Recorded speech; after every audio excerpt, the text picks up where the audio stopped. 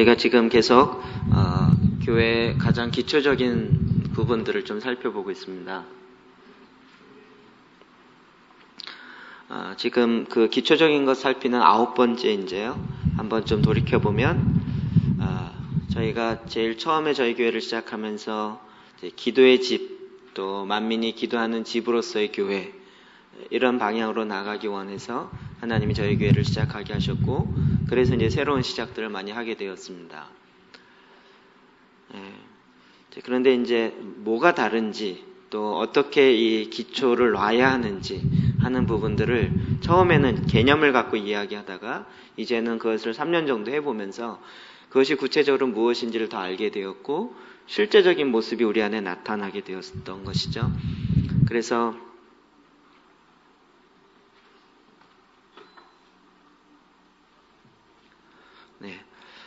그래서 우리가 지금 9주 전부터 계속 이걸 살펴보고 있는데, 첫 번째로는 작은 것부터 시작한다.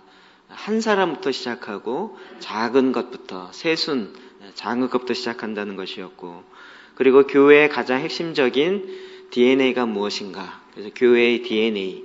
저에겐 이 DNA가 제일 중요한 단어이고, 또 그것이 우리의 삶의 기준이 되어지죠.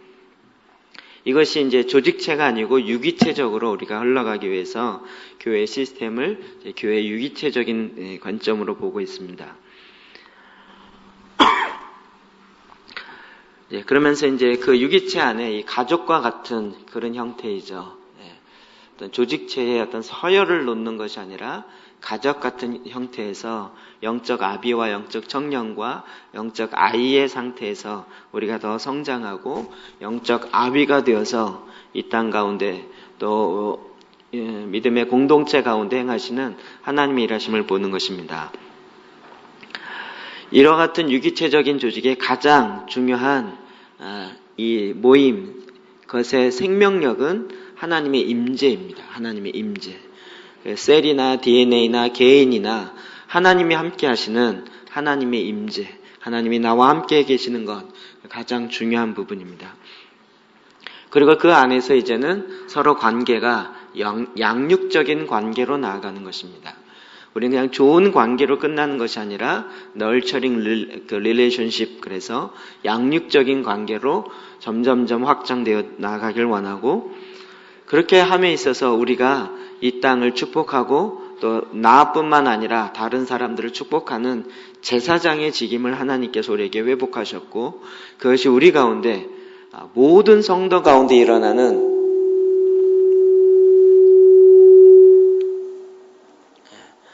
제사장의 사명을 감당해야 하는 것이죠. 저희가 지금 앰프 시스템을 바꿔갖고 약간 좀 이렇게 혼동이 있습니다. 이해해 주십시오. 계속 이렇게 조정하고 있으니까 신경 쓰지 마시고, 저만 신경 쓰나? 그래서 우리가 이제 제사장인 줄 알아서 제사장의 부르심과 제사장의 책임을 해야 된다. 이것이 이제 지난주까지 살펴보았던 부분입니다. 우리가 그동안 DNA를 하나씩 살펴보고 있었는데, 우리 이제 말씀으로 기도하기를 하다 보니까 이 D에 대한 부분들은 굉장히 많이 알고 또 경험하고, 말씀이 내 안에서 육신이 되어서 그 말씀으로 말미암아 내가 변화되어지는 것들은 많이 경험하고, 또 그런 변화로 말미암은 많은 간증들이 있는 것 같습니다. 그래서 너무 감사합니다. 그리고 이제 양육적인 관계에 대해서도 어느 정도 개념은 알고 조금씩 실제화 되어지면서 이렇게 확장되어 가는, 생명이 생명을 낳게 되어지는 그런 일들을 실제로 보게 되어집니다. 오늘은 마지막 DNA의 A에 해당되는 부분입니다. DNA.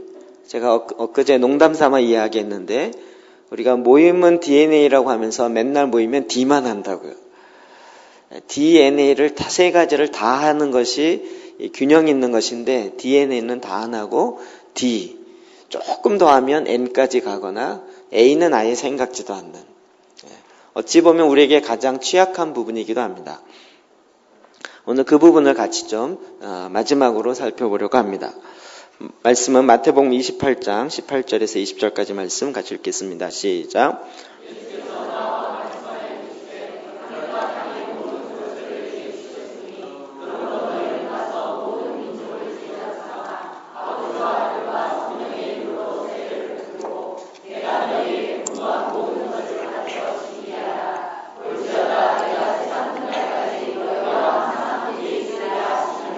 아멘. 아멘. 이 말씀 뒷부분 19절부터 우리 메시지 성경으로 다시 한번 보겠습니다. 시작.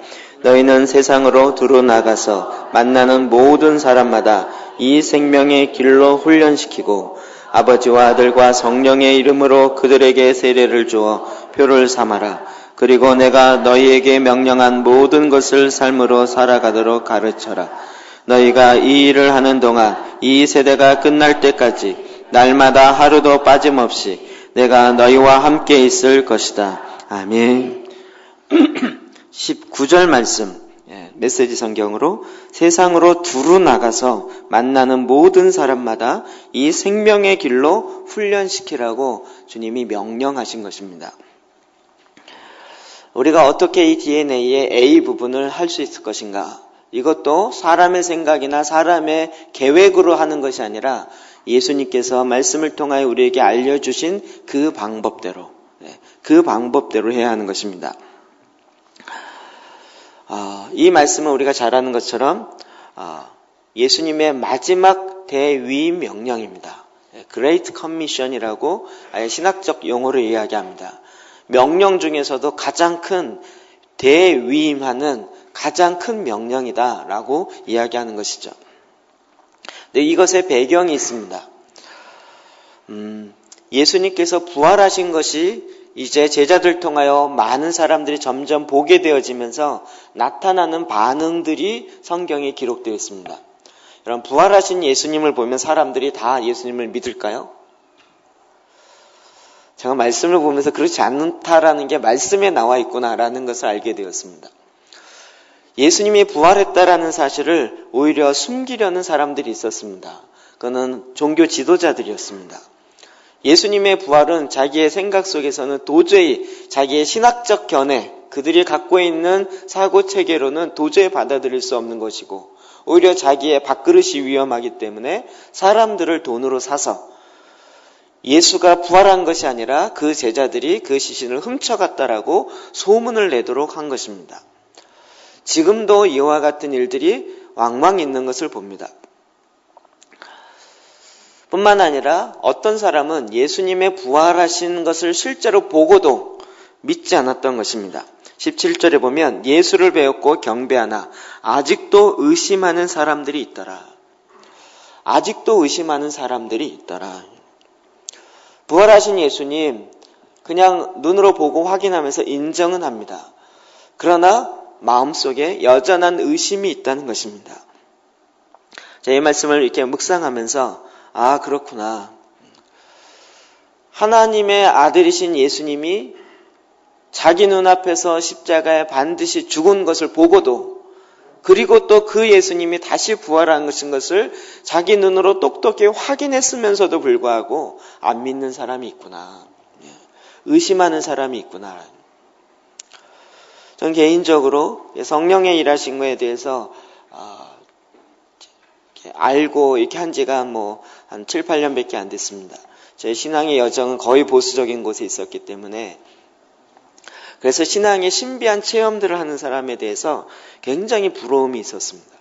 뭔가 그런 걸 했다 그러면 대단한 수준과 대단한 경지에 이르는 이런 거라고 많이 생각했고 그런 것이 없는 제 자신에 대해서 나는 뭔가 좀 이렇게 수준이 안 되나 보다 라는 생각들을 많이 했었습니다. 그러나 이런 쪽을 계속 접하다 보니까 그게 아니라는 것을 알게 됐습니다. 신비한 체험을 하거나 안 하거나 인격은 안 바뀝니다. 영향을 주긴 합니다. 그러나 그것이 인격이 자동적으로 바뀌어지는 것으로 작용하지 않습니다. 저는 그런 경우를 너무나도 많이 봤고 처음에 이게 헷갈렸는데 나중에 보면서 영적으로 그런 변화와 체험을 하는 것과 그의 사람의 혼이, 지정의가 인격이 다시 변화되어지는 것과는 다른 영역, 다른 차원이라는 것을 알게 되었습니다. 그 다음부터는 이것이 특별한 어떤 특권층에만 주는 하나님의 신앙의 특별한 어떤 선물이 아니라는 것을 알게 되었습니다. 예수의 부활함을 보고 그럼에도 불구하고 의심하는 사람들이 있다고요. 하나님의 놀라운 신비한 것들을 경험하고도 그의 인격이 변화되지 않아서 다시 세상으로 가고 다시 옛 성품으로 살아가는 경우가 많이 있다고요. 이 말씀은 예수님이 부활하시고 나서 마지막 최종적으로 제자들에게 명령했던 말씀입니다. 마태복음 제일 마지막에 있는 말씀이죠. 다 19절 20절만 다시 한번 읽읍시다. 시작. 그러므로 너희는 가서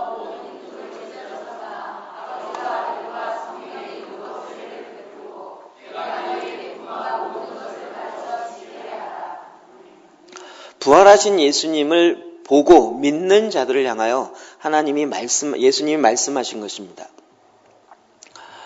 우리는 부활 신앙을 갖고 있는 자들입니다. 이것은 부활 신앙을 알고 있는 자들이 아니라 부활의 삶을 살고 있는 자들을 향하여 말하고 있다는 것입니다. 우리는 예수 그리스도와 함께 죽었고 그리스도와 함께 살았고 그리스도와 함께 일으켜서 보좌에 앉히시고 그래서 이 땅에 왕노릇하는 자와 나중에 그리스도와 함께 이 땅에 오게 될 자들입니다. 이것을 그냥 교리로만 알고 있고 부활의 신앙, 나도 죽고 난 다음에 부활할 것이고 죽은 사람은 예수님 오실 때 부활할 것이라는 그 정도에 머물러 있는 것이 아니라 실제 내 삶에 구체적으로 내가 그리스도와 함께 죽었고 그리스도와 함께 산 자들이 어떻게 살아야 할 것인가 하는 것을 알려주고 있다는 것입니다. 여러분 그리스도와 함께 죽으셨습니까? 웬 죽음에 대한 이야기를 하나요? 아직 죽지 않은 사람은 이 부활의 이야기를 할 수가 없습니다.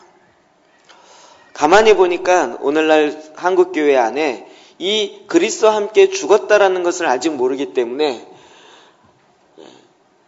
죽어야 할 것을 자꾸 살려달라고 기도하기 때문에 하나님도 곤란한 경우가 많습니다. 도은미 사모님의 책이 저는 책 제목이 늘 머릿속에 이렇게 생각이 납니다. 살려달라고 기도하지 말고 죽여달라고 기도하라. 그것이 죽어야 그리스도와 함께 다시 사는 부활의 생명을 누리게 되는 것입니다. 죽지 않고는 부활의 생명을 누릴 수가 없습니다. 그리스도와 함께 십자가에 철저히 죽지 않고는 그래서 사도 바울이 날마다 죽노라. 나는 그리스도의 남은 흔적을 내 몸에 채우노라. 이 모든 것들이 이 안에 들어갈 수 있게 되는 것입니다. 이 서론인데 여러분이 전혀 못 알아듣는 듯한 표정을 하고 있어서 제가 약간 우리는 이것을 의미하는 것 자체가 세례요. 나는 그리스도와 함께 물에 빠져 죽었고 그리스도와 함께 다시 산다. 그리스도로 더불어 새로운 부활의 삶을 산다. 이것이 세례인 것입니다. 세례는 그냥 어떤 세례의 신분을 받기 위해서 통과하는 어떤 질서, 거기에 끝나는 것이 아닙니다. 그 의미 자체가 이것입니다. 내가 세례교인이다. 이것은 나는 그리스도와 함께 죽은 자요, 그리스도와 함께 산 자입니다. 라는 것을 고백하는 것입니다. 이런 의미인지 모르고 세례 받으셨습니까? 우리가 오늘도 살아가는 것은 이렇게 그냥 예수 믿고 나중에 언젠가 부활해서 천국 갈 것이다. 이런 차원의 아주 이렇게 수준 낮은 차원의 그 자리에 머물 수 없습니다. 우리는 그리스도와 함께 이제는 부활의 삶을 살아가는 자들인 것입니다. 그렇다면 이 부활의 삶을 어떻게 살아야 하는가 하는 것이 우리 앞에 숙제로 다가오는 것이죠. 그 부활을 믿고 부활의 삶을 살겠다고 하는 자들을 향하여 예수님이 오늘 이 명령을 하고 계신 것입니다. 그러므로 너희는 가서 너희가 부활한 나를 믿고 부활의 삶, 새로운 생명의 삶을 살기를 원하느냐? 그러므로 너희는 가서 이제 내가 부활의 삶을 사는 너희들에게 명하는데 이제 가라 라고 주님이 명령하는 것입니다. 그럼 이것은 최고 통치자의 명령입니다. 해도 되고 안 해도 되는 그 정도 수준이 아닙니다. 우리가 선택해서 내가 갈만하니까 가고 할만하니까 해야지 라고 할 수 있는 부분이 아닙니다. 그건 예수님께서 명령하신 것입니다. 이 명령 앞에 내가 내 마음대로 빼고 넣고 내 마음대로 이것을 해볼까 말까 할 수 있는 그런 차원의 예수님의 말씀이 아닙니다. 이건 반드시 그리스도와 함께 죽고 그리스도와 함께 산 자들은 그리스도와 함께 이 부활의 삶을 살아내어야만 하는 것입니다. 그래서 여러분의 DNA의 이 A가 내가 어느 정도 돼야 하겠다 이것이 아니라 누구든지 모든 하나님을 믿는 자들이라면 반드시 우리의 머리끝부터 손끝까지 모든 세포마다 동일한 유전인자로 있어져야 할 내용이라는 것입니다. 이것이 바로 예수님의 위임 명령이죠. 주는 우리에게 명령하셨습니다. 이번에 디모데 후서 말씀을 가지고 계속 기도의 제단을 하다가 제가 4장 앞부분에 딱 이렇게 멈춰지면서 굉장히 큰 도전이 되기 시작했습니다. 디모데후 4장 1절, 2절 그리고 5절 봅시다. 시작. 하나님 앞과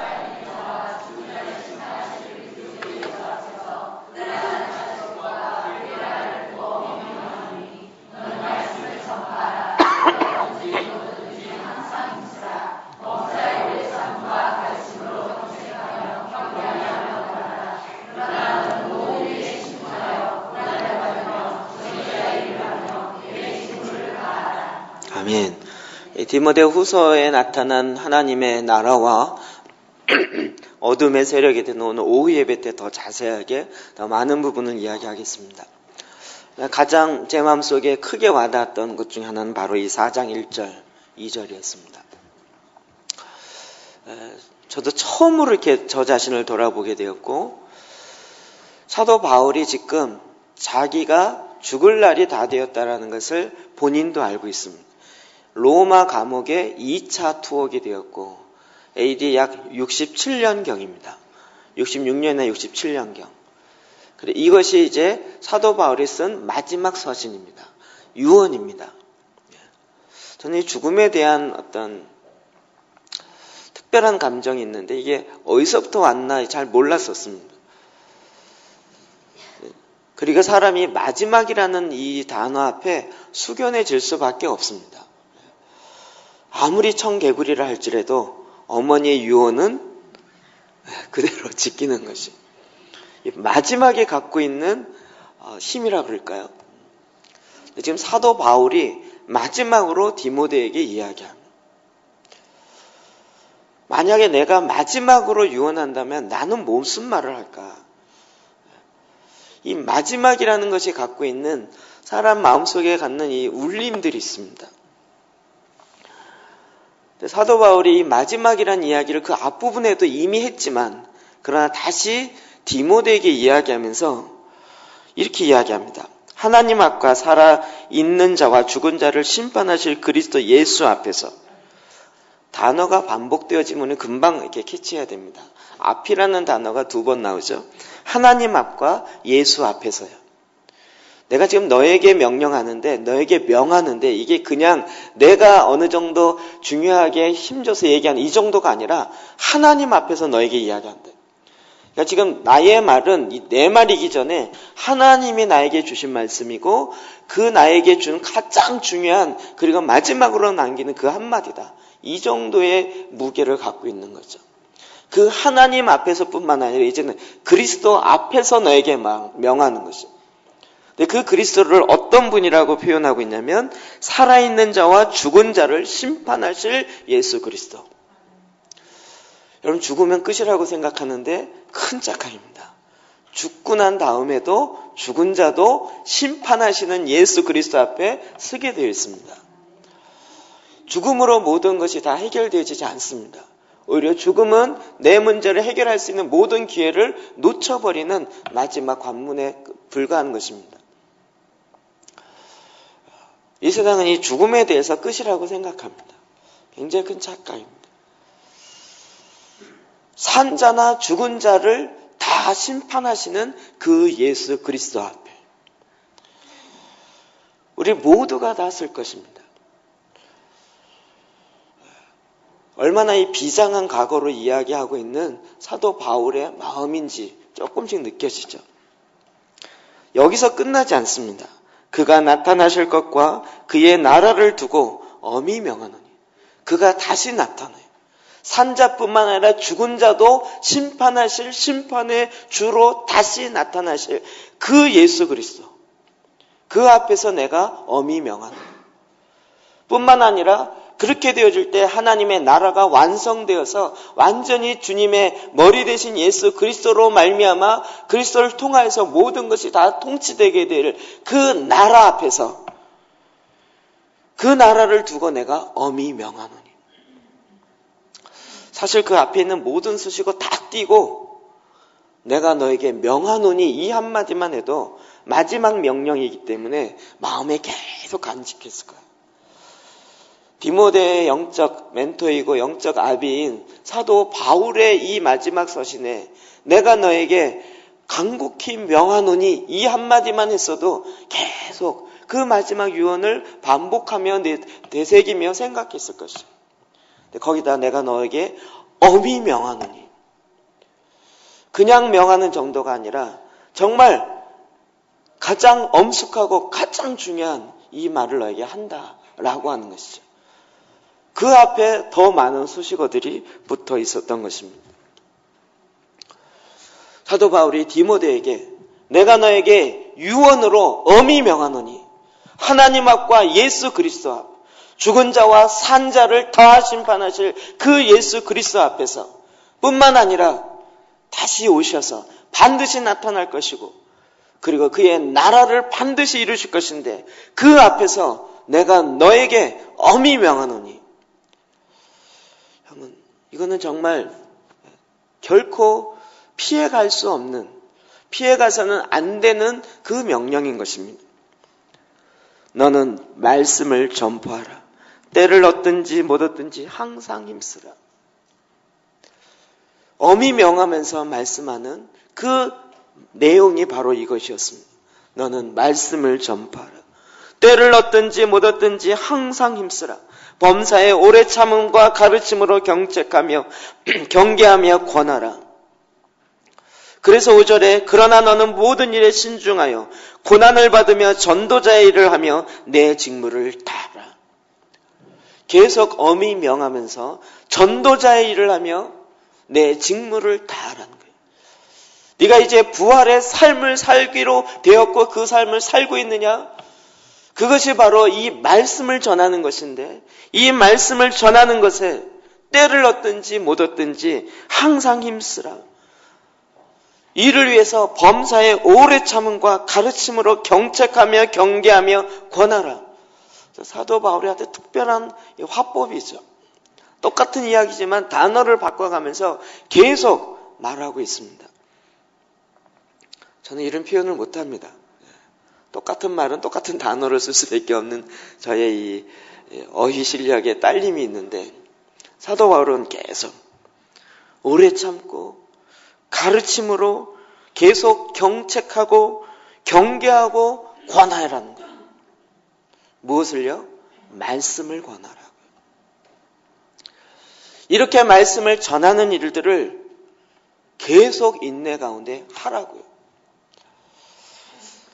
아, 복음을 전하라는 얘기구나. 근데 이렇게 이야기하면 우리가 그동안 해왔던 이 복음 전도의 선행적 습관들이 자꾸 착각하게 만들어요. 그래서 먼저 그 부분을 깨트려야 돼요. 복음을 전한다 그러면 여태까지 한국교회 대부분은 다 교회 데리고 오는 것이라고 이야기해요.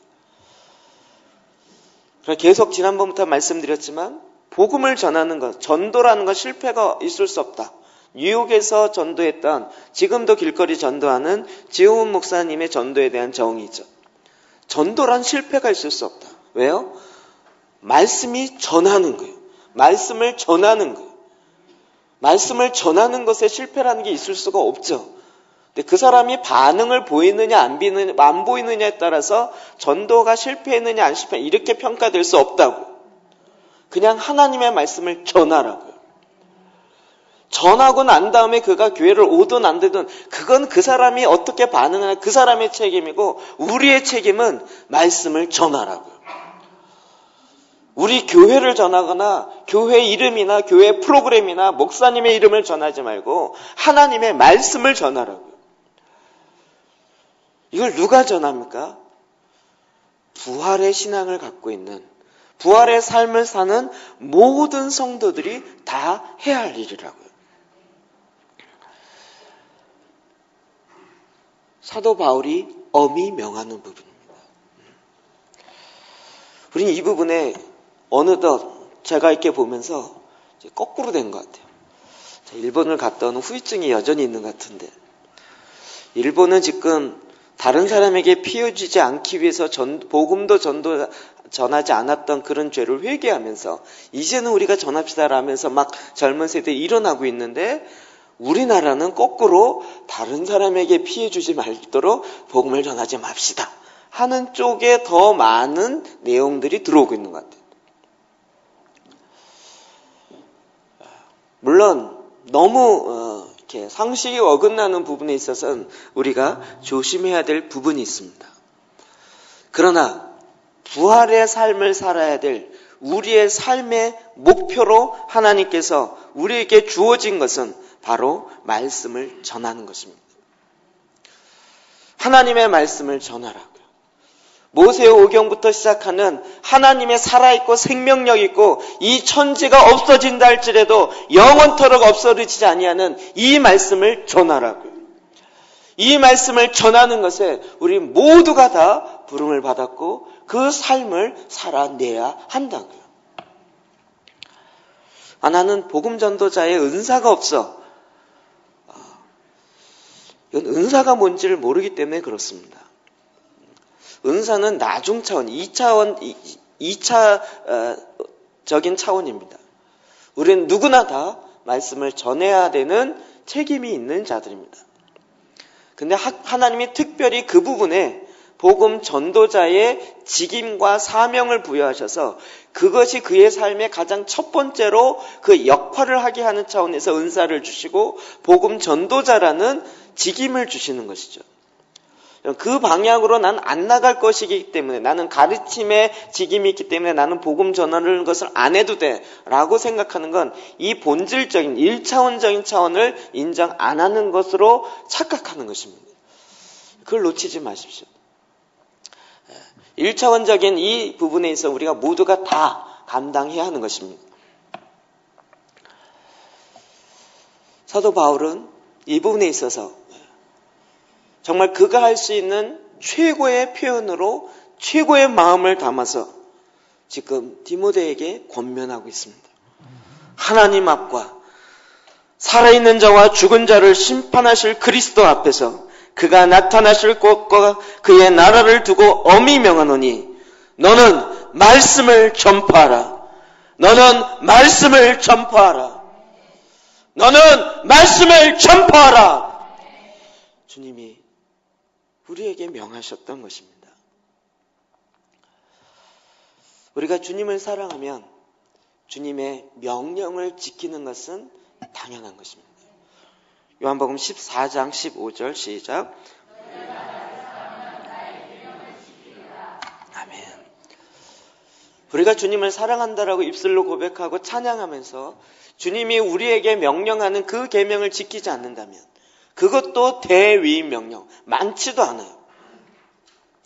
이것을 전혀 들은 척도 하지 않는다면 그건 주님을 사랑하지 않는 것이요, 내 안에 생명이 없는 것이요, 결국 내가 주님과 함께 그리스도인의 삶으로 정말 다시 거듭났는지를 점검해 봐야 할 부분인 것입니다. 그러면 우리가 어떻게 복음을 전해야 할 것인가? 하나님의 말씀을 전해야 할 것인가? 그럼 거기에 그냥 구체적인 지시사항이 나와 있습니다. 19절에 보면 그러므로 너희는 가서라고 되어 있습니다. 그러므로 너희는 가서. 작년에 저희가 T40 하면서 DNA A 부분을 어떻게 더 구체적으로 할 것인가를 6주에 걸쳐서 제가 말씀을 전한 적이 있었습니다. 그 중에 가장 첫 번째로 핵심으로 이야기했던 부분이죠. 가야 된다. 우리는 대부분 오라고 전도합니다. 그거는 전도의 핵심을 놓쳐버리는 것이. 우리는 가야 합니다. 그 복음이, 그 말씀이 필요한 것을 향하여 그것으로 가야 합니다. 여러분, 이것은 주님이 우리에게 명령하신 것뿐만 아니라 예수님께서 실제로 그렇게 사셨고 그렇게 우리에게 찾아오셨습니다. 빌립보서 2장 7절, 6절, 7절 말씀 보겠습니다. 시작. 그는 근본 하나님의 본체이시나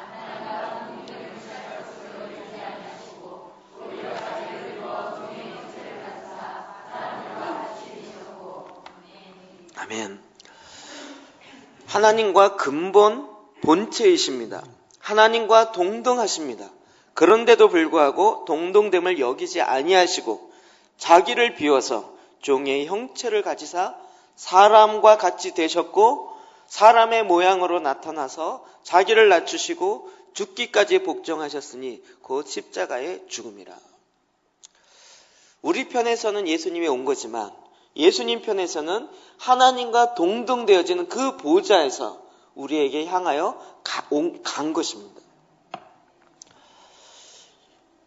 하나님이 우리 인간의 문제를 향하여 예수님을 가라고 하지 않았으면, 그리고 그것에 예수님이 순종하지 않았으면 오늘 우리에게 구원이 있을 수 없습니다. 우리는 자꾸 우리식으로 생각해요. 하나님 전능하시고 예수님도 전지전능하신데 뭘 이 땅에 육신을 입고 오시냐. 그냥 보좌에서 야, 너 구원받아, 너 구원받지 말고 보좌에서 다 해결하시면 되지. 뭐하러 이 땅에 종의 형체를 사람의 모양까지 입고 오시고 죽기까지 복종하시고 십자가까지 져야 하느냐가. 그렇게 안 하고 그냥 보좌에서 명령하시면 되지. 예수님 딱 보셔서 그냥 보좌에 앉아서 야, 일렬로 쫙 서. 너 좌편, 너 우편, 너 구원받고 너 못 받고. 이래서 그냥 주님이 대충 구분하셔갖고 구원하셔서 해도 누가 시비를 걸겠냐. 그런데 예수님의 삶은 그렇지 않습니다. 예수님은 친히 인간의 형체, 창조주이시고 그 말씀으로 말미암아 지금도 이 세상을 지탱하고 계신 그분께서 인간의 형체를 갖고 이 땅에 내려오셨다고요. 우리는 오신 거지만 하늘로부터 가셨다고요. 이 땅으로 떠나셨다고요. 예수님이 우리 가운데 성육신하지 않고는 우리의 죄의 문제와 우리가 갖고 있는 문제를 해결할 수 없기 때문에 그렇습니다. 그러면 가장 중요한 부분입니다. 대부분 우리가 이 말씀으로 말미암은 사역을 한다면서도 놓쳐버리는 이유가 가지 않기 때문이에요. 다른 표현으로 하면 성육신하지 않기 때문이에요. 선교가 실패하는 이유는 그 가운데 가지 않을 뿐더러 그들과 함께 동등됨을 취하지 않기 때문에 가서 성육신하는 선교를 하지 않아요. 그들과 함께 하지 않아요. 나는 너희보다 더 잘 살고 너희보다 더 많이 알고 있고 너희보다 더 많은 것을 행할 수 있으니 너희들은 나한테 배우라는 거예요. 소위 말하는 제국주의식의 선교를 하는 거예요. 그럼 그것이 이루어지지 않아요. 한국에 1907년에 부흥이 있기 전에 원산에서 카나다 의료선교사는 하디가 회개하며 기도했던 것은 그는 한국에 선교사로 왔지만 의사로 한국 사람 너무 미개하고 너무 모르고 그들과 함께 하려고 하지 않았어요. 병은 고쳐졌지만 이 미개한 인간들 어떻게 이렇게 무지하고 어떻게 이렇게 못 살까. 그러나 나중에 말씀이 임하면서 그가 그것을 회개한 거죠. 내가 더 죄인임에도 불구하고 이 한국 사람들을 더 낮게 여겼던, 더 못하게 여겼던 이 죄악을 용서해 주십시오. 이러면서 원산으로부터 회개운동이 1904년, 5년부터 시작됐던 것입니다. 그가 이 땅에 왔지만 성육신하진 않았었어요. 그들과 함께 낮은 자리에 내려가지 않았다. 그렇기 때문에 마치 물과 기름처럼 섞여지지 않았던 것이죠. 오늘날 우리가 DNA를 하면서 하나님 우리에게 가라라고 했어요. 그래서 그의 자리에까지 내려가라고요. 그와 함께 하라고요. 이건 주님이 우리에게 명하셨던 가장 중요한 명령인 것입니다. 우리는 여기 가만히 있어서 왜 안 오지? 오기를 원하니까 목 좋은 곳에 교회가 있어야 된다는 거예요. 목 좋다는 얘기가 무슨 뜻이에요 도대체? 사거리에 교통 좋고 사람 번외 무슨 상가를 차립니까 교회를? 대부분 다 컴스트루처로 오기를 원하고 오려고 하려고 하니까 그렇게 차려놨는데도 손님이 안 온다는 거예요. 아니 성도가 무슨 손님입니까? 교회의 모든 전도의 개념들 다 그렇게 세상적인 개념에 오히려 영향을 받아가지고 그거 안 되니까 마케팅 전략을 통해서 교회를 해야 된다라고 생각하는 거예요.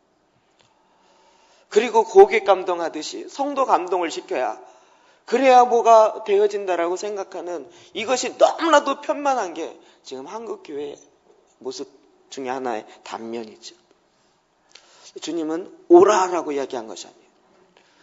많이 모여서 크게 만들자라고 이야기한 것이 아니었어요. 가라.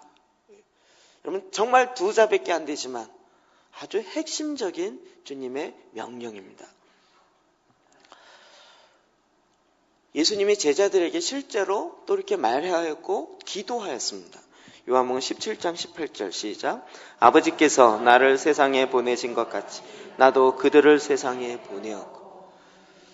아버지께서 나를 예수님을 이 땅에 보내신 것처럼 나도 이제 3년 동안 함께 있었던 저 제자들을 세상에 보냅니다. 아니 세상에 있는 제자들 뭐하러 또 세상에 보내요? 이제는 하나님께 속하였고 이 세상에 속하여 있잖아요. 신분이 이 세상에 속한 자들이 아니에요. 하늘에 속한 자들이에요. 그러나 사명이 보내어서 그들로 하여금 이 땅 가운데 사명을 완수하는 것에 있기 때문에 그들을 이 세상 가운데 그 사명을 완수하라고 보내었다라고 기도하고 있습니다. 그러하오니 저들을 보존하여 지켜주십시오. 세상이 악하기 때문입니다. 그들이 하나 되게 하십시오. 그들을 거룩하게 해 주십시오. 예수님이 요한복음 17장에 이 대제사장의 중보 기도를 하고 있는 것입니다. 우리를 이 땅에 보내셨기 때문에. 예수님이 지금도 천국에서 애헴하고 앉아 계신 분이 아니라고요. 보좌 우편에서 지금도 중보하고 계십니다. 예수님의 중보의 내용이 무엇일까요? 세상에서 너무 고생하니까 이제 빨리 하늘나라에 오게 합시다. 빨리 오게 합시다. 어떻게 하는지 하늘나라에 빨리 오게 하라고 예수님이 하나님 옆에서 중보하고 계시겠습니까? 아닙니다. 세상에 보내었기 때문에 그 세상 가운데 하나님의 나라가 임하게 하도록 그 사명을 갖고 보내기 때문에 그 일을 하려고 하는 자들이 오히려 더 그 일을 할 수 있도록 예수님께서 계속 중보하며 지금도 기도하고 있는 것입니다. 뿐만 아니라 이렇게 보내었기 때문에 예수님은 그 가운데 할 수 있는 모든 것도 이미 다 주셨습니다. 이미 다 허락하셨습니다. 요한복음 9장 1절 2절 시작.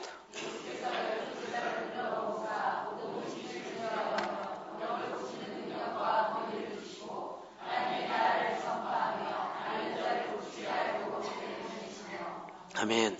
12 제자를 불러 모으사 그들에게 귀신을 제어하며 병을 고치는 능력과 권위를 주셨다. 이 세상의 어둠의 권세를 잡고 있는 그 어둠의 권세를 잡고 있는 세상의 주관자들, 하늘의 악한 영을 제어할 수 있는 능력과 주권을 자녀되는 권세를 주었다고요. 그럼 그것이 나에게 있는 줄 믿으십니까? 영접하는 자, 곧 그 이름을 믿는 자들에게 하나님의 자녀가 되는 권세를 주셨습니다. 그래서 사탄은 누구를 제일 무서워해요? 하나님의 자녀들을 무서워해요. 근데 여러분 또 마귀를 제일 무서워하죠. 서로 무서워하지 마십시오. 우리가 갖고 있는 이 권세를 하나님 주셨음에도 불구하고 잘 사용하지 않아요. 그래서 직무유기인 거예요. 이게 내 안에 권세가 있는지를 언제 알 수 있습니까? 이렇게 모여있으면 몰라요. 귀신을 내어쫓는 권세가 나에게 있는지 몰라요. 가보면 알아요. 현장에 가보면 알아요. 저는 이 현장에 있는 걸 너무 좋아합니다. 현장에 있을 때 거기서 비로소 하다 보면 내가 놀래요. 하나님이 일하신다는 걸 보게 돼요. 여러분, 그래서 예수님의 제자 12제자를 보냈습니다. 보내서 예수 이름으로 예수님의 한 대로 그대로 순종하고 했더니 귀신이 내어 쫓겨 도망갔어요. 누가 놀래요? 제자들이 놀랐어요. 와서 뭐라고 보고했어요? 주의 이름이면 귀신도 떨고 나가더이다. 이러면서 제자들이 놀란 거예요. 자기 안에 이 권세가 있다는 것을 나가서 비로소 맞닥뜨려서 해보니까 거기에서 알게 된 거예요. 여러분, 권세가 있습니다. 두려워하는 마음은 하나님 주신 마음이 아니요 사랑과 능력과 절제의 마음을 모든 그리스도인에게 이미 주셨습니다. 안 줬다고 굳게 믿고 있지 마시고 줬다고 굳게 믿으십시오. 그것을 가지고 세상 가서 이게 줬는지 안 줬는지 어떻게 알아? 그리고 막 두려워하지 마시고 한번 사용해 보시라. 그러면 그때 나타나요. 누가복음과 사도행전이 저자가 같습니다. 누구죠? 저자가 누굽니까? 누가입니다. 누가가 누가복음을 기록하고 또 그 누가가 사도행전을 기록합니다. 이 둘의 큰 관점의 차이점은 누가복음을 기록하면서는 예수님과 제자들의 모습이에요. 그런데 사도행전으로 가면서 제자행전이 아니고 사도행전으로 바뀌어요. 예수님과 함께 있을 때는 제자들이었어요. 그리고 그때는 얼마나 제자들이 어리버리하고 예수님의 말씀도 못 알아듣고 정말 누가가 계속 이렇게 조사해 가면서 왜 이렇게 못 깨달을까 막 이렇게 답답했을 것 같아요. 그 어리버리했던 누가복음에 나타나는 많은 그 제자들의 모습이 사도행전으로 가면 확 바뀌어져요. 사도의 모습이 돼요. 누가가 기록했던 이 관점의 차이는 무엇일까요? 사도가 되었다고요. 사도라는 직책을 받았다라는 것이 아니라 보냄을 받았다고요. 제자들을 쫓아다닐 때는 이게 뭐가 뭔지 모르고 자꾸 헷갈렸는데 예수님 하신 말씀이 뭔지 몰라고 엉뚱한 일하고 졸고 기도하라면 또 졸고 있고 막 자기네끼리 싸우고 있고 누가 높으냐고 예수님이 십자가 지려고 하는데 자기네끼리 누가 높으냐고 싸우고 있고 도저히 상황이 안 맞는 얘기가 누가 보면 너무나도 이렇게 극적으로 나오고 있습니다. 그 어리버리했던 제자들이 사도행전으로 딱 넘어가면 사도, 보냄받은 자로서의 이 일들을 하기 시작해요. 제가 보기에 가장 큰 차이점은 물론 성령이 강하게 임하신 것이 있었지만 그로 말미암아 간 거예요. 사도, 보냄을 받았다고요. 예수님이 보낸 것처럼 그들도 보냄을 받았어요. 가서 보니까 예수님이 그들에게 주었던 귀신을 내어 쫓고 병든 자를 고치고 하나님의 말씀을 증거하는 이런 일들이 그들의 삶 가운데 나타나기 시작하는 거예요. 그러니까 또 그 사도들을 따라가는 제자들이 또 나타나기 시작한 거죠. 그럼 이거는 예수님의 12제자만 해당되는 것이 아니라 이제 저와 여러분 모두에게 다 동일하게 해당되는 것입니다. 누가복음 10장 1절 시작. 그 후에 예수께서 따로 70인을 세우사 친히 가르치려는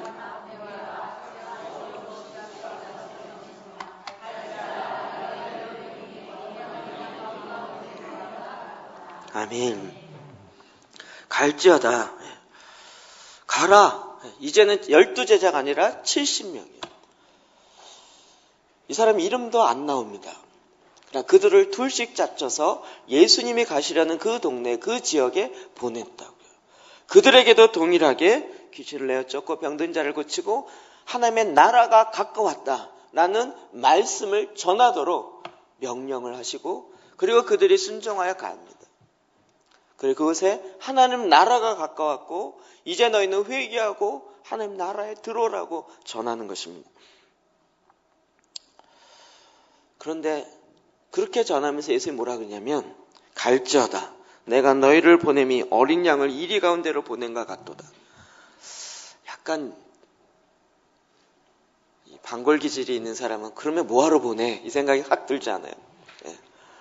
아니 어린 양들을 왜 이리 가운데 보내? 금방 잡혀먹을 것 같은데. 그럼에도 불구하고 예수님은 보내세요. 갈지어다. 제가 조금은 예수님 말씀 알 것 같아요. 마음을 알 것 같아요. 제가 여러분 보고 자꾸 이제 세상으로 가야 됩니다 라고 얘기하는 저의 마음이 약간 이런 마음이 좀 있어요. 어린 양을 이리 가운데 보내는 것 같은 마음. 세상은 어떻게든지 잡아먹으려고 우는 사자와 같이 준비하고 기다리고 있는데 그 앞에 정말 어린 양 같은 사람들, 제대로 알지도 못하고 많은 경험도 없고, 그러나 하나님 말씀을 가라고 하니까 이제 보내고 있는 이런 마음 같아요. 보냈다가 그냥 한 입에 잡혀먹으면 어떡하지? 이런 생각이 제 안에도 왜 없겠습니까?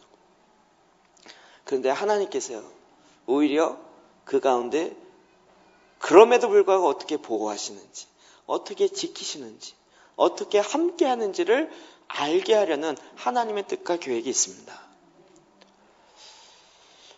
그럼 자녀를 키울 때 세상 내보내면 얼마나 얘가 살 수 있을까요? 그러면 계속 내가 품고만 있으면 20살이 돼도 품고 30이 돼도 품고 40이 돼도 품고, 그래서 요즘 결혼을 늦게 하나? 너무 많이 품고 있어요. 그것이 아니라 때가 되면 보내야 돼. 가라 라고. 자, 어제 우리가 학교에서 지금 계속 기도의 재단 쌓는 일들을 이야기하고 있습니다. 지금 경일고등학교는 우리 청년 한 자매가 간사로 매일 들어갑니다. 매일 들어가서 기도 재단 하는 것을 가리키고 훈련하고 있습니다. 점심시간에. 그리고 우리 중고등부에서 일어난 이야기를 잠깐 들었는데요. 우리 이번 여름 수련회 이후로 학교에서 예배하는 자들이 되겠다, 학교에서 기도 재단을 쌓겠다 하는 아이들이 나온다는 거예요. 그래서 누구는 벌써 5명을 모아놓고 우리도 학교에서 예배하고 우리도 학교에서 기도의 재단을 해보자 라고 했더니 벌써 5명, 누구는 3명이 모이고요. 누구는 벌써 그래서 선생님은 어떻게 해요? 라고 질문이 와요. 그 중에 또 기도하는 가운데 단원고등학교에 이 기도의 재단이 세워지고 이런 일이 있으면 좋겠다 라고 하는 가운데 거기에서 그렇게 예배하려는 2그룹이 있는데 한 그룹을 또 만나요. 지금 이 자매의 고민은 너무 가야 할 곳이 많아서 저 혼자는 다 못 가겠는데 어떡할까요? 라는 거예요. 여러분, 중고등부 아이들이요, 하나님 말씀 듣고 내가 이 세상에 다윗같이 하나님을 예배하는 자가 되고 춤추는 자가 되고 하나님을 전하는 자가 되겠다 그래서 학교에서 지금 기도에 예배하는 그 모임을 만들어가고 있습니다. 우리가 보기에 정말 어린 양을 이리 가운데 보내는 같은 일들이, 그러나 순종해서 하고 있다는 것 자체가 제 안에 얼마나 큰 기쁨이 되는지 모릅니다. 그리고 하나님이 이제 그 일을 행하실 거예요. 단원고에서는 1, 2, 3학년이 함께 예배드리는 2그룹이 있었는데 이번에 단원고 사태로 인해서 2학년 애들이 싹 없어졌습니다. 1학년, 3학년 밖에 없습니다. 그래서 안 하려고 하다가 이번 여름 방학 때 1학년, 3학년이 같이 만나서 우리가 이럴수록 더 하나님께 예배하자. 그래서 지금 1학년, 3학년이 함께 만나는 그런 예배를 하기로 했다는 거예요. 그래서 하나님을 예배하겠다고요. 여러분, 가서 현장에서 이런 일들이 일어납니다. 우리 교회 안에서만 소금 이 부대 안에서만 많이 모인 건 별 의미가 없다고요. 세상에 흩어져서 뿌려져야 된다고요. 소금 부대 안에만 있으면 쓸데가 없다고요. 오히려 더 썩어가는 곳에, 더 어두운 곳에 뿌려지고 더 퍼져서 그곳에서 하나님의 말씀을 전하는 이 일들을 감당해야 한다고요. 뿐만 아니라 2번째로 예수님께서 우리에게 알려준 정확한 지시사항은 모든 민족을 제자 삼으라는 것입니다. 우리는 가서 꼭 내가 원하는 사람만 함께 하려고 그래요. 내 취향에 맞는 사람이요. 이 현장에 가본 사람은 압니다. 누구를 만나든지 제한하지 말란 뜻입니다. 우리는 자꾸 유대인들은 가서 유대인들에게만 복음을 전하려고 그랬어요. 근데 하나님이 이것에 일을 이렇게 풀어내십니다. 이거는 내 생각이 아니고 하나님의 원하심이에요. 하나님은 베드로후서 3장 9절 이것을 원하십니다. 시작. 오직 너희를 대하여 오래 참으사 아무도 멸망치 않고 다 회개하게 이르기를 원하시느니라. 아멘. 내가 원하는 사람만 회개하는 것이 아니라 누구든지 다 회개하고 주님 앞으로 돌아오기를 원하십니다. 하나님이 제한하지 않기 때문에 우리도 제한하면 안 됩니다. 우리는 자꾸 내 취향에 맞는 사람만 제한하려고 해요. 근데 이걸 해보신 분 아시죠? 꼭 내 취향과 반대 사람 만납니다. 하다 보면 꼭 그렇게 만나게 돼 있습니다. 제가 한마디 더 하면 속된 말로 꼭 자기 같은 사람 만나게 돼 있습니다. 왜 이런 사람 만나겠어요? 라고 하지 마시고 그럴 때 자기 자신을 돌아보십시오. 이게 또 무슨 말인지 이해를 못 하시네요.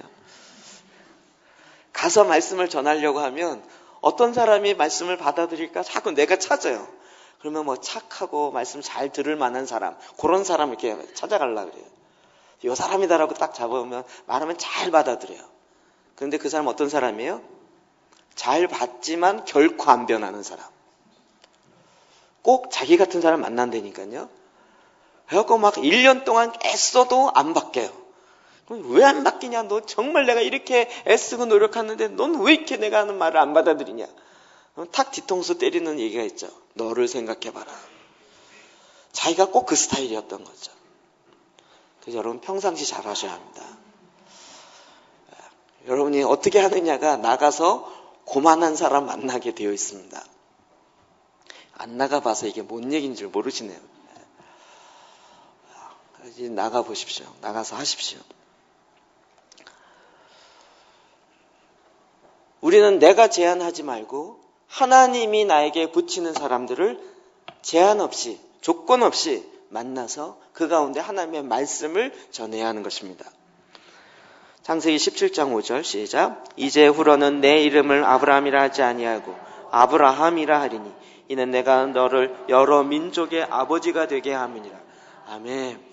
하나님이 우리를 부활의 삶을 살게 하는 자들에게는 하나님이 주시는 하나님의 데스티니를 줍니다. 하나님의 부르심의 사명을 줍니다. 여러분, 아브라함이 내가 열방을 다니면서 열방의 아버지가 되겠습니다. 나에겐 이런 비전이 있습니다. 라고 기도한 게 아니었습니다. 내가 그런 비전이 있으니 날 그렇게 돼 주십시오. 라고 기도한 게 아니었습니다. 하나님이 그를 불렀습니다.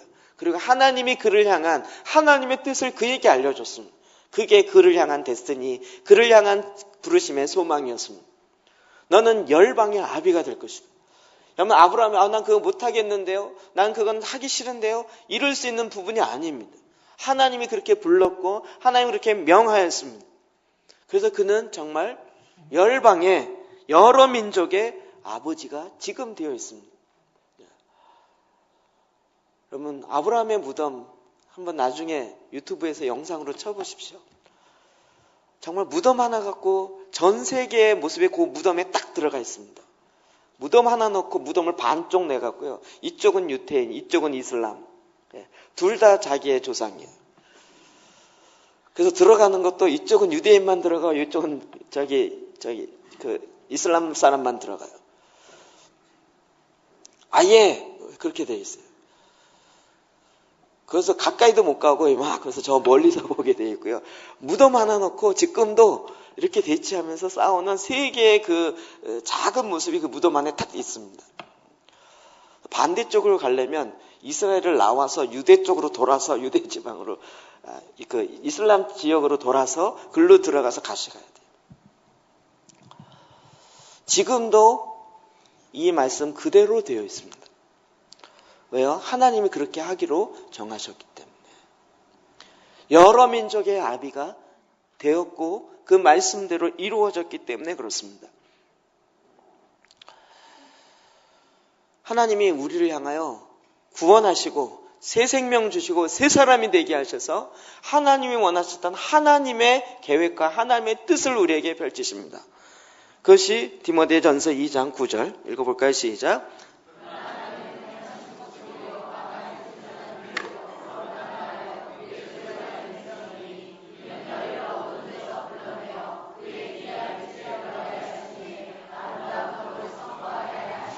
아멘.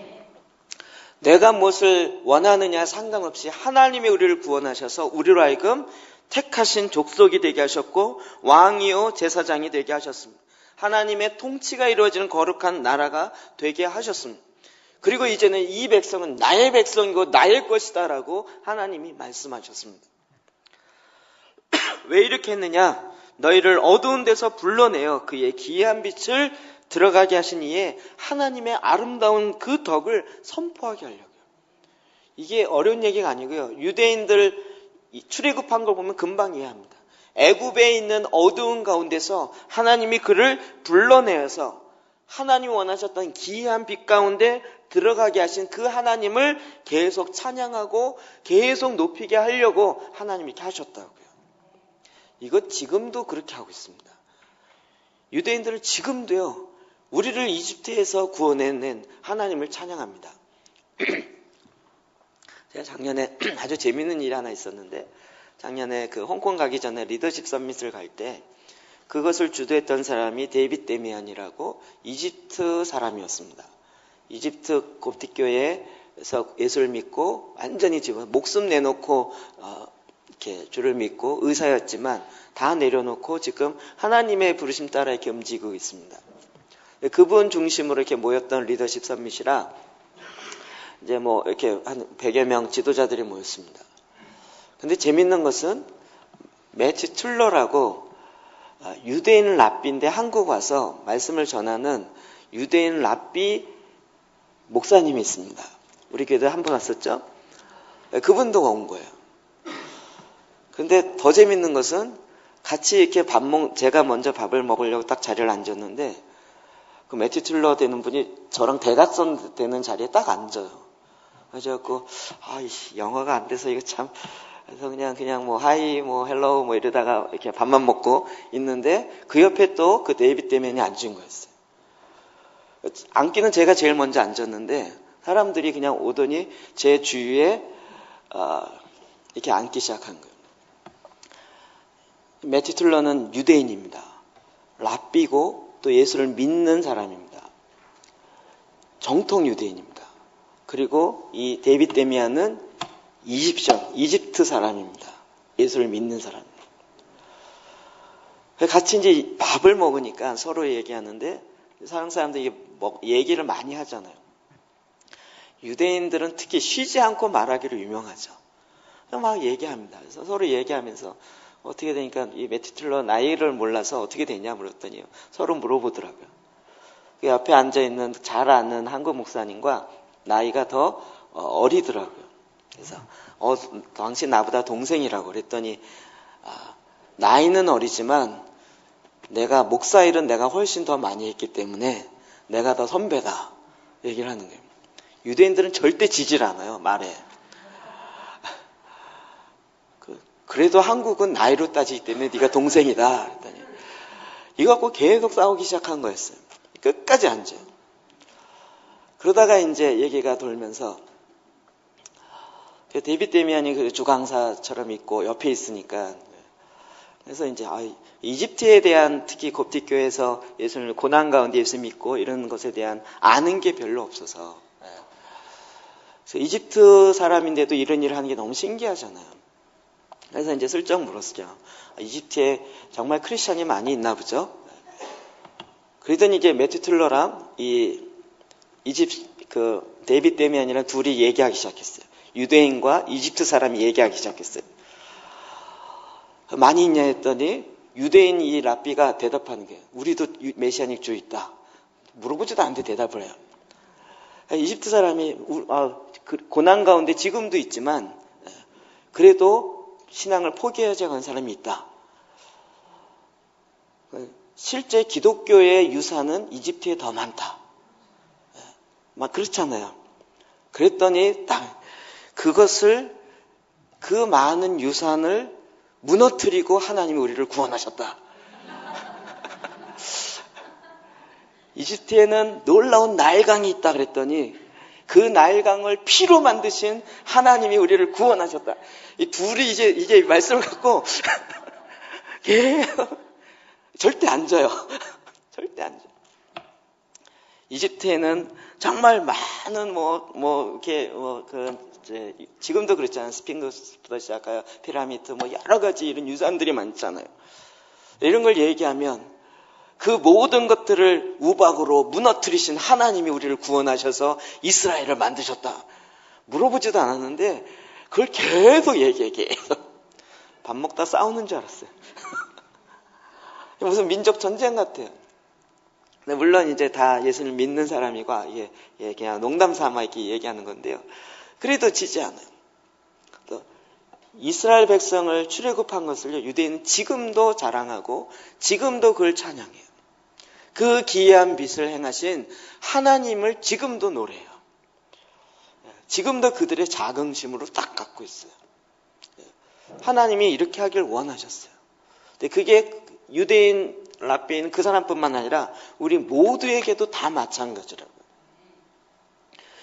우리를 어둠의 세력에서 이 세상의 풍습을 쫓고 그 어둠의 세상에서 죽어있던, 허물과 죄로 죽어있던 하나님 우리를 구원하셨다고요.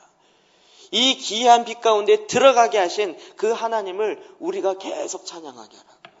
우리가 계속 그것을 자랑하고 선포하게 하라고요. 하나님이 나를 구원하시고 내 안에 부활의 산 삶을 살게 하시고 내 안에 이루셨던 하나님의 놀라운 행하심들을 계속 선포하라고요. 계속 찬양하라고요. 이건 하나님이 명하신 것이에요. 역대상 16장 24절 시작. 그의 영광을 모든 민족 중에 그의 기이한 행적을 만민 중에 선포할지어다. 아멘. 모든 나라마다 그 나라의 탄생을 이야기하는 신화들이 있습니다. 신라는 어떻게 나왔죠? 박혁거사가 알에서 깨트려 갖고 나왔습니다. 우리나라 우리나라는 어디서 나왔죠? 단군이 굴 속에 들어가서 이렇게 해갖고 났다고 이야기합니다. 그런 신화를 왜 만들어요? 왜 그런 걸 만들어내겠습니까? 우리는 보통 나라가 아니라는 거예요.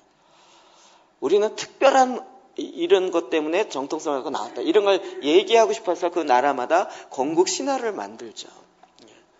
근데 여러분, 이스라엘은 이게 신화가 아니고요. 그들의 삶의 실제예요. 들어갈 때는 70명이었어요. 나올 때는 나라로 나왔어요. 그리고 나오면서 그 당시 최대의 강국이었던 이집트를, 애굽을 다 무너뜨리고 그것도 하나님께서, 그리고 우리를, 이스라엘 사람들을 정말 독수리가 새끼를 보호하듯이 딱 품으셔서 나와서 나라 되게 했어요. 얼마나 이게 자랑스럽겠냐고요. 초등학교 1학년 교과서에 계속 나올 만한 일 아니겠어요? 물론 이스라엘 사람은 초등학교가 아니라 나면서부터 이걸 계속 가르치고 계속 알려줍니다. 그 영광을 모든 민족 가운데, 만민 가운데 선포하라고요. 하나님이 어떻게 일을 행하시는지를 계속 선포하라고요. 내가 제한하지 말고요. 하나님이 내 안에서 어떻게 죄로 허물러 죽었던 이 죄인을 어떻게 구원하셨고 어떻게 지금 부활의 삶을 살게 하셨는지를 계속 선포하라고요. 사람, 대상을 가르지 말고 모든 민족에게 어떤 사람이든지 어떤 부류에 해당되든지 선포하라고요. 하나님이 지금도 이와 같은 일을 행하신다고요. 내가 우울증이 왔는데 어떻게 하나님이 이것을 고치시고 나로 하여금 이 빛 가운데 오늘과 같이 밝게 살게 하셨는지를 이야기하라고요. 내가 전에는 남편이 5이나 있었는데 이 모든 것들을 알고 나를 자유케 하는 그 사마리아 여인과 같이 예수 그리스도가 메시아라는 것을 선포하며 하나님의 말씀을 전하라고요. 내 삶에 일어나는 조그만 것이 아니고 이게 사실은 어마어마한 것이고 영원과 관련되어진 것인데 그것을 이 세상과 비교해서 돈과 비교해서 나는 얼마 되지도 않아 이런 식으로 생각하지 말고 내 안에 일어나시는 놀랍게 이 생명을 부여하기 위해서 십자가까지 내어주신 바 되어지는 그 예수 그리스도의 그 말씀을 전하라고요. 뿐만 아니라 주님께서는 방법까지도 정확하게 알려주셨어요. 19절, 20절 시작. 제자로 삼아 세례를 베풀고 내가 너희에게 분부한 모든 것을 가르쳐 지키게. 아멘. 방법은 제자를 삼는 것입니다. 이것도 이야기하면 또 기존에 있는 개념들을 좀 깨트리고 이야기합니다. 제자 삼아 그러면 우리는 한국에 있는 제자 삼는 이 커리큘럼이 있어서 그것이 마치 제자 삼는 전부라고 생각합니다. 그러나 제가 아예 공개적으로 이야기 전에부터 했습니다. 그리고 한국교회 이미 그런 이야기를 하고 있습니다. 제자 삼는 교회 때문에 제자 삼는 실제를 망쳐버렸어요. 왜 제자들 목사님만 삼고 성도들은 그냥 모임만 하고. 제자 삼기 위해서 가야 되는데 가는 게 아니라 와서 제자 훈련 받으라 그래요. 원리가 안 맞는 부분이 많이 있어요. 그것이 미친 한국교회에 미치는 공이 있습니다. 그 공은 또 지대합니다. 그럼에도 불구하고 지금 돌이켜볼 때 몇몇 가지 성경의 말씀대로 되어지지 않는 것들이 있습니다.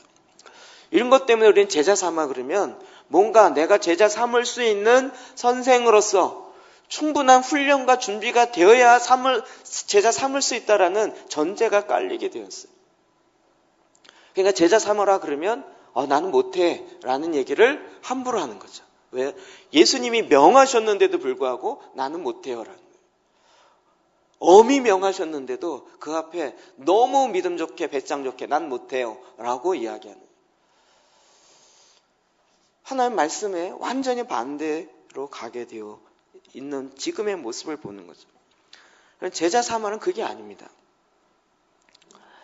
디모데후서 2장 2절 말씀 시작. 내게 들은 말을 충성된 사람들에게 부탁하라. 그들이 또 다른 사람들을 가르칠 수 있으리라. 아멘. 제자 삼아라 이 얘기는 내가 주님을 바라보고 가는 것처럼 너도 나처럼 해 이거예요. 쉽게 얘기하면. 그 사람이 할 수 있는 모든 1단계, 2단계, 3단계 챕터를 나누고 이걸 다 가르쳐라 이런 얘기가 아니라 내가 지금 주님을 바라보고 주님의 말씀 앞에 순종하여 가고 있잖아요. 이렇게 너도 해 이거예요. 운동을 해보면 제일 쉬운 방법이 뭐죠? 나처럼 해봐 이거죠. 야, 그냥 이렇게 하지 말고 나처럼 어깨에 힘을 빼고 손에 힘 빼고 이렇게 돌려봐. 나처럼 해봐 이거예요. 이게 제자 삼아의 가장 쉬운 얘기예요. 내가 기도재단 이렇게 하거든. 자, 성경 읽어. 한 장 읽고 이렇게 하니까 나처럼 해봐. 이러면 이게 제자 삼는 거예요. 제자 삼는 걸 너무 어렵게 이야기해놨어요. 마치 무슨 학위가 있어야 될 것 같은. 그러나 우리가 지금 기도재단을 통해서 이것이 또한 제자 삼는 것까지 나아가요. 유기체적으로 양육적 관계까지 나아갈 수 있다고요. 그래서 여러분 다시 한번 개인기도재단 어떻게 하는지를 여러분 복사해서 나눠드렸습니다. 지난번 나눠드렸는데 또 못 받았다는 사람이 있어요. 가만히 생각해보니까 오후 예배 때 나눠줘가지고 오전 예배만 오시면 또 못 받았더라고요. 내가 하나님의 말씀을 그냥 읽어요.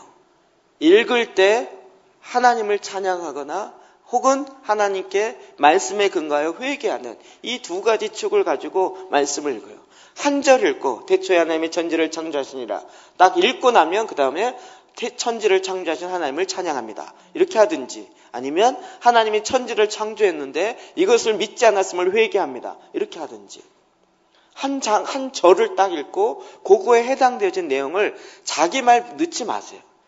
자기가 막 이게 큐티 많이 하는 사람 꼭 그걸 교훈으로 만들어서 하나님의 천지를 창조하셨는데 이걸 믿지 아니함으로 우리가 이렇게 어두운 가운데 있었던 것들을 회개합니다. 이렇게 막 말을 만들어서 하지 말고 딱 뒤에 문장은 고정으로 딱 정해놓고요. 하나님의 말씀 태초에 천지를 창조하신 하나님을 찬양합니다. 읽고 끝에 이렇게 하신 하나님을 찬양합니다. 이거 붙이면 돼요. 이렇게 하셨는데 행하지 않았음을 회개합니다라고 붙이면 돼요. 자, 이번에 기도재단에 조금 실제를 더 맛보게 되어지는 것 중에 하나는 내 생각을 바꿔서 어떻게 하면 하나님의 말씀에 가까이 갈까? 여태까지 이렇게 접근했는데 이 기도의 재단이 이게 아니었어요. 그게 아니라 말씀을 갖고 계속 이렇게 하니까 성경식으로 사고하는 방법이 내 안에 들어와요. 태초에 천지를 하나님이 창조하셨어요. 천지를 창조한 하나님을 찬양합니다. 빛을 만드신 하나님을 찬양합니다. 이렇게 자꾸 찬양하다 보니까 이 천지를 창조하신 하나님을 찬양하는 이 사고의 방법이 딱 들어와요. 전에는 이걸 보면서 전혀 그렇게 찬양하지 않았어요. 오렌지를 보면서 찬양하지 않았다고요. 오렌지를 만드신 하나님을 찬양합니다. 이게 왜 와요? 이걸 보고 찬양할 수 있는 사고의 생각이 내 안에 들어왔어요. 이게 말씀으로 말미암아 전에는 없었던 거예요. 내가 그래서 이 세상을 만드신 하나님을 찬양하려면 어떻게 내 생각을 바꿀까 막 공부해보고 했는데도 이게 안 바뀌어요. 안 바뀔 수밖에 없죠. 그러나 하나님의 사고의 방법인 그 말씀이 내 안에 딱 들어오니까 딱 무엇을 보든지 하나님을 찬양하게 돼요. 그리고 무엇을 보든지 회개하게 돼요. 이 하나님의 사고의 패턴, 그 방법이 내 안에 들어와요. 그리고 나서 세상을 보면 갑자기 모든 게 다 찬양할 거리가 돼요. 이 신디사이저 만드신 하나님을 찬양합니다. 이렇게 만드시고 이렇게 행하신 하나님을 찬양합니다. 그러면서 말씀이 들어오니까 이 말씀의 사고로 말미암아 말하고 행동하는 것이 내 안에 잡히기 시작해요. 이게 기도의 재단이라고요. 여러분이 10장을 읽었느냐 안 읽었느냐 여기에 너무 목숨 걸지 마시고요. 한 장부터 시작해서 한 장 갖고 하기 시작하라고요. 사도행전 11장 26절 봅시다. 시작. 만남에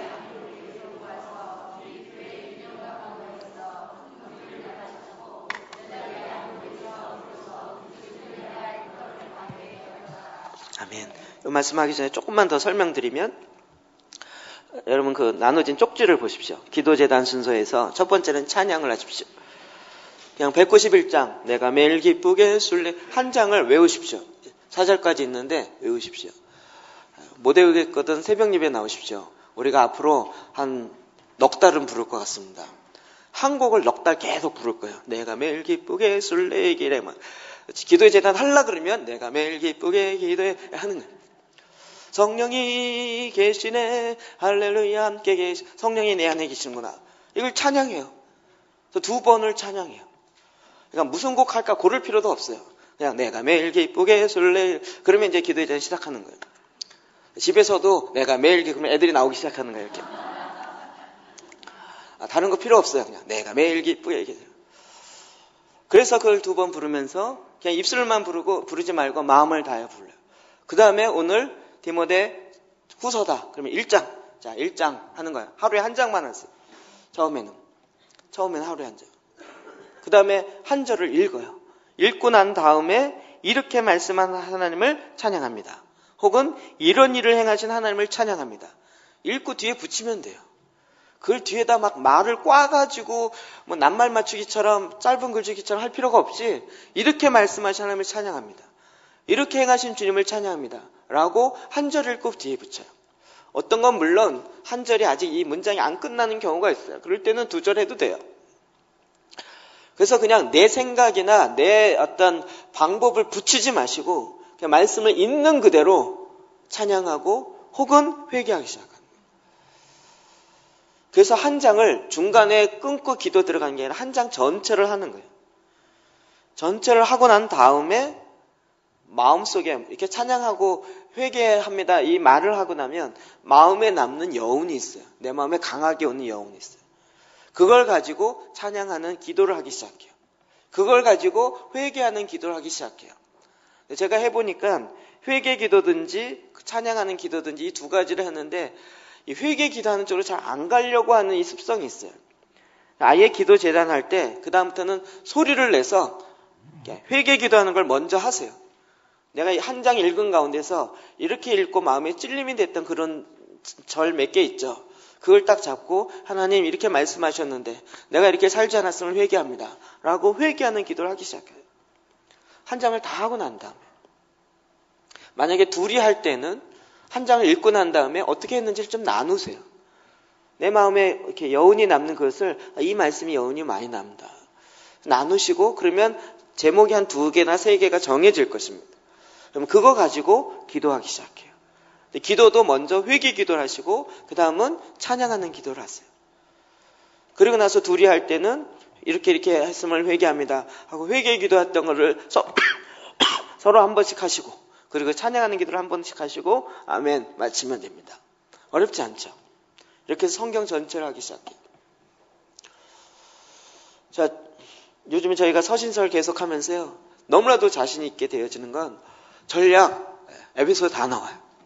하나님 원하시는 전략은 교회를 세우는 것이, 교회 되어지는 걸 알고 교회를 만들어가는 것이, 여러분이 교회인 줄 알고 그 교회를 통한 만물을 통일케 하려는 하나님의 이 놀라운 신비를 깨닫게 하고 교회가 교회되게 하는 것이 하나님의 탁월한 전략. 에베소에 다 나와 있어요. 그것의 기초가 잘못되어 있다. 골로새서. 중심 대신 예수 그리스도의 기초 놓고 다시 모든 이론을 예수 그리스도 앞에 무릎 꿇게 하시고, 예수의 이름보다 더 높아져 있는 이 세상의 이론들 다 꺾어서 예수 그리스도 앞에 무릎 꿇게 하시고, 만물이 그로 말미암아 있었고 그를 위하여 있고 그를 통하여 유지되어지는 그 예수 그리스도의 중심성 앞에 다시 모든 것들을 재정렬하고. 우리가 양육할 때 어떻게 해야 될지 모르겠다. 디모데전서 딱 나와요. 그냥 은혜 속에서 강하여라.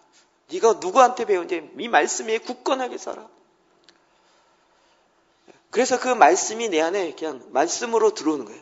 우리가 어떤 무슨 양육학 이론을 배워서 하는 게 아니고요. 그 말씀이 내 안에 들어와요. 그 성경에 있는 대로 가기 시작하면 그 자리에서 이게 지시사항이 나오기 시작한다. 아, 이렇게 하라는 것이구나 라는 것을 받아서 순종하기 시작해. 기도하기 시작해. 그러면 하나님이 그 일들을 행하세요. 여러분, 사도들이 예수님 말씀대로 땅끝까지 가서 증인이 되게 하길 원하셨어요. 그런데 유대인들이 갖고 있는 이 틀을 벗지 못해요. 그러니까 하나님이 베드로를 통하여 환상을 보게 합니다. 사도행전 11장 이야기입니다. 내가 정하게 한 것을 네가 부정하다고 말할 수 있느냐, 먹어라. 부정한 동물들 나올 때요. 그래서 그 말씀에 순종합니다. 그랬더니 환상이 끝난과 동시에 마게도냐 사람들이 나옵니다. 그리고 그들에게 가서 보니까 예수를 믿어요. 그런데 물세례만 받았어요. 이런 자에게 내가 어떻게 성령을 선물하지 않겠냐 기도했더니 이방인들이 성령을 받기 시작했어요. 이로 말미암아 깜짝 놀라게 된 거예요. 그 다음에 나오는 것이 이방인들에게 복음이 증거되어지고 성령이 임하니까 유대인들은 어떻게 해야 될지 모르는 거예요. 그래서 바나바가 바울을 찾아, 다소에 있는 바울을 찾아가요. 3년 동안 혼자 그 광야에서 기도하고 있는 그 바울을 찾아. 왜요? 바울은 이방인에게 전하는 사도로 하나님 부름 받았기 때문에. 그를 불러다가 이방인들에게 어떻게 복음을 전하고 어떻게 이 성령이 임하게 해야 되는지를 드디어 이야기하기 시작해요. 이게 첫 번째 일어나는 것이 안디옥이라고요. 그 말씀이에요. 만남에 바울과 바나바가 만났어요. 안디옥에 데리고 와서 그 바울을 데리고 와서 둘이 교회에 1년간 모여 드디어 이방인 교회가 세워지기 시작한 거예요. 유대인들은 전혀 하지 못했던, 모든 민족에게 가라고 하지만 가지 않았던 이 벽이 깨지기 시작하는 거예요. 하나님의 말씀이 이루어지기 시작하는 것이. 그랬더니 1년 동안 가르쳤더니 큰 무리를 가르치셨고 제자들이 안디옥에게 비로소 그리스도인이라 일컬음을 받게 되었더라. 그 안디옥에서 얘네들은 그리스도인이야. 예수님을 따라가는 자들이야. 예수님을 따라쟁이, 예수님의 모방하는 예수님의 제자들이야 라는 그리스도인이다라는 그 말이 이 안디옥에서 비로소 나오기 시작했다고. 여러분, 내가 우리 중학교에 들어가서 못해요. 그런데 중학교 들어가서 하고 싶어하는 사람들이 있어요. 그 사람 불러다가 하면 돼요. 내가 못하면 위임하면 돼요. 하나님이 얼마든지 거기에 필요한 사람들 일으키셨어요. 하나님 지금 제가 이렇게 보니까 하나님이 학교마다 들어가게 하셨죠. 저 원곡초에 이야기했더니 지금 우리 교회에서 지금 3분이 집사님이 원곡초 지금 이렇게 도와주는 선생님으로 지금 시작합니다. 우리가 생각하고 계획하는 대로 하나님 문을 여세요. 하나님 그 일을 열어가세요. 이제는 내가 아니라 하나님이 하실 수 있도록 그냥 하면 이거 하나님 하셨네? 라고 간증할 수밖에 없는 그런 일들을 만들어내신다고요. 뿐만 아니라 누가복음 10장 2절 시작. 이르시되 추수할 것은 많되 일꾼이 적으니 그러므로 추수하는 주인에게 청하여 추수할 일꾼들을 보내주소서 하라. 아멘. 예수님이 70명의 그 전도대를 보내면서 이렇게 하셨어요. 너도 가서 추수할 일꾼이 보내어달라고 아버지께 기도하라고. 여러분, 예수님이 말씀하셨기 때문에 이건 우리의 정확한 기도 제목이에요. 오늘부터 한번 기도해 보십시오. 여러분이 DNA를 할 때 난 누구랑 할래, 누구랑 하네 이런 얘기 하지 마시고요. 하나님, 나에게 추수할 일꾼을 보내주십시오라고 기도하십시오. 교회 안에서 교회 성도끼리만 뭐 DNA 이를 차원에서 DNA 만들어진 게 아니라고요. 그냥 하나님 보냄받은 그곳에 가서 하나님 이곳에 추수할 일꾼을 보내주십시오. 갈 필요도 없어요. 우린 이미 가 있어요. 직장 가운데 가 있고 이미 현장 가운데 있어요. 이곳에서 하나님 함께 할 수 있는 그 추수할 일꾼을 보내어 주십시오라고 기도하십시오. 그러면 하나님이 붙여주는 것을 경험해요. 내가 내 눈에 맞는 사람을 찾는 것이 아니라 기도해서 하나님이 비춰주는 사람을 찾는 거예요. 여러분, 이것을 믿음의 발을 내디뎌야 하나님이 나와 함께 하시는 것을 경험할 수 있습니다. 하나님이 붙여주시면 내가 하죠. 평생 안 붙습니다. 말씀이 그렇게 안 돼 있어요. 내가 그 말씀에 순종하여 현장에 나아가 하나님 나 말씀대로 한번 해보겠습니다. 나는 늘 썬데이 크리스찬이었고 교회에만 있었는데 이제 내가 주중에도 에브리데이 크리스찬이 되어서 주중에도 그리스도인으로 내가 여기서 어떻게 해야 될지 나 많은 시간 못하겠지만 말씀 그대로 내가 기도재단 쌓듯이 다른 사람도 그렇게 쉽게 할 수 있게 나 그렇게 같이 해보겠습니다. 할 수 있는 사람을 보내어 주십시오 라고 기도하십시오. 그러면 하나님이 붙이십니다. 그러면 그 현장에서 하시라고. 교회 데리고 마시고 현장에서 둘이 같이 셋이 같이 기도하기 시작했어요. 그러면 그 현장에서 하나님을 찬양하고 회개하기 시작하고 그러면서 삶이 변화되고 삶이 고쳐지는 것을 현장에 있는 다른 사람들이 또 봐야 되는 것이에요. 하나님이 이렇게 순종하여 나아가는 자 가운데 정확하게 함께 있겠다고 약속해 주셨습니다. 마태복음 28장 20절 시작. 볼지어다 내가 세상 끝날까지 너희와 항상 함께 있으리라 하시니라. 아멘. 가라. 내가 너희를 보내는 것이 어린 양을 이리 가운데 보내는 것 같지만 그러나 가라. 내가 너와 함께함이라. 세상 끝날까지 내가 너와 함께하리라. 두려워하지 말고 가라. 염려하지 말고 가라. 이 세상이 아무리 그런 문화가 아니고 풍조가 아니라 할지라도 가라. 내가 너와 함께하리라. 주님이 우리에게 명하셨습니다. 이것이 DNA의 A에 해당되는 것입니다. 가라 그랬더니 교회 나가시는 분들이 많더라고요. 이게 제가 미리 그래서 또 다시 한번 단속을 해야 합니다. 교회 나가라는 얘기가 아닙니다. 세상 가운데 하나님의 보내신 그 사명 가운데 그곳으로 가라고요. 그곳에서 내가 그리스도인 되어짐 나타내고 하나님이 나에게 말씀하시는 대로 제자 삼으라고. 그리고 그에게 가르쳐 지키게 하라고. 가리키는 것에 초점 있지 않고 지키게 하라고. 매일같이 이 말씀으로 말미암아 기도의 재단을 쌓았는지 매일 점검해주고 매일 지키게 하라고. 그래서 그가 말씀이 그를 가리켜요. 성령이 그를 가리켜요. 성령이 그를 변화시켜요. 나는 그를 변화시킬 수 없지만 성령께서 그 말씀을 통하여 그 한 사람을 바꾸게 하는 일들을 행하세요. 그 다음부터는 하나님이 이제 놀라운 새 믿음의 역사를 일으킬 것입니다. 여러분, 최근에 아프리카의 부흥에 대해서 많은 사람들이 놀랍니다. 아프리카의 그 폭포수 교회는 교인이 200만 명이에요. 200만 명. 광야에서 예배드립니다. 금요철에 60만 명 모여. 앞에 기도 받으러 오면 버스 타고 와야 기도를. 어떻게 이런 아프리카의 부흥이 있냐 이야기합니다. 그런데 10년 전, 20년 전만 하더라도 아프리카에는 아프리카 사람들은 안 돼 그랬습니다. 왜요? 맨 정령 숭배, 우상 숭배하고 이러기 때문에 안 돼. 그들은 예수님을 믿을 수 없어 그랬어요. 그런데 하나님이 그 가운데 일하시기 시작했습니다. 하나님이 우간다의 부흥부터 시작하여 이 부흥이 점점 퍼지기 시작했어요. 그러자 이 사람들이 뭘 알았냐면 귀신이 임해서 어떤 현상이 일어나는지를 알기 때문에요. 귀신이 임하는 것과 성령이 임하는 것이 전혀 거부감이 없어요. 귀신이 임할 때도 이렇게 현상이 일어나는데 이건 귀신이 임하는 거야. 이 어떤 그 홀령이 임하는 거야. 정령 신이 임하는 거야. 이런 걸 모두 그 문화 자체가 알기 때문이에요. 그런데 성령이 임하니까 이거는 하나님의 영이 임하는 거야. 이거에 대해서 아무도 거부감이 없어요. 당연해. 귀신이 임해도 정령이 임해도 이런 일이 일어나는데 성령이 임하는데 이게 뭐 그런 당연한 거지. 그러면서 하나님의 성령이 임하시는 그런 역사가 일어나요. 그걸 보면서 야, 이 정령신보다 하나님의 이 영이 더 능력 있구나. 그러면서 사람들이 바뀌기 시작한 거예요. 그들이 이 패러다임 시프트 할 필요가 없어요. 서양인들은 오히려 힘들어요.